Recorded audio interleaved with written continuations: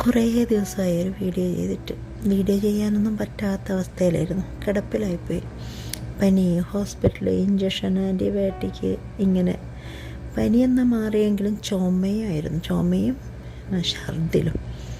ചുമക്കും പിന്നെ ഛർദിക്കും എന്ന് വെച്ച് കഴിഞ്ഞാൽ ഇൻഫെക്ഷൻ കൂടിപ്പോയിട്ടുണ്ടായി. അതുകൊണ്ടാണ് ഇങ്ങനെ കിടപ്പിലായത്.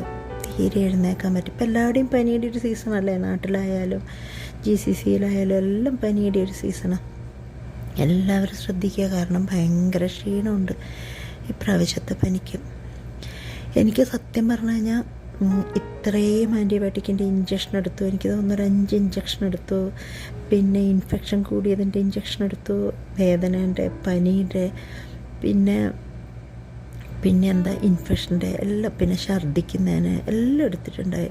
പക്ഷേ സത്യത്തിൽ എനിക്ക് ഏറ്റവും കുറഞ്ഞത് എന്താണെന്ന് വെച്ചാൽ ഞാനൊരു ടിപ്പ് പറയാം കേട്ടോ. ഇവിടെ അറബികളൊക്കെ, സൗദി ലേഡീസൊക്കെ കൂടുതലും കുടിക്കുന്ന ഒരു ഡ്രിങ്ക്സാണ് നമ്മുടെ കട്ടൻ ചായയില്ല.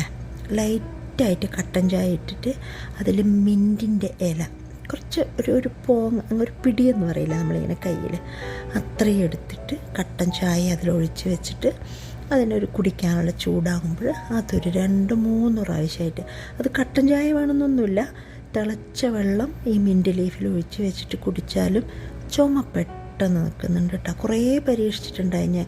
കുരുമുളകും ജീരകമൊക്കെ കൂടെ പൊടിച്ച് വെച്ച് അത് കഴിച്ചു. പിന്നെ ആൻറ്റിബയോട്ടിക് തന്നെ ഇത്രയും കഴിച്ചിട്ടും ശരിക്കൊന്നും മാറിയിട്ടുണ്ടായില്ല. പിന്നെ മരുന്ന് എടുക്കുകയല്ലേ എന്ന് വിചാരിച്ചിട്ട് ഞാൻ ഈ മിൻറ്റിൻ്റെ കഴിച്ചിട്ടുണ്ടായില്ല ഇപ്രാവശ്യം. എന്നാലും പിന്നെ ഞാൻ ആ മരുന്നിൻ്റെ ഇടയിലെ കൂടി തന്നെ ഈ 2-3 ദിവസം മുമ്പ് മിൻറ്റ് ഒരു 3 തവണയായിട്ട് കഴിച്ചപ്പോൾ പിടിച്ചു കെട്ടി പോലെ ചുമ നിന്ന് കേട്ടോ. അറിയാത്തവരൊന്ന് ചെയ്ത് നോക്കണേ.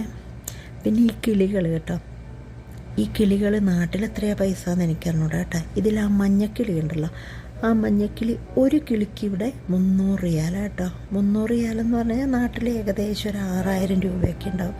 നാട്ടിൽ ഇത്ര തന്നെ വിലയുണ്ടോ? ആരെങ്കിലും ലവ് ബേർഡ്സിനെയൊക്കെ വളർത്തുന്നുണ്ടോ? കമൻറ്റ് ചെയ്യണേ.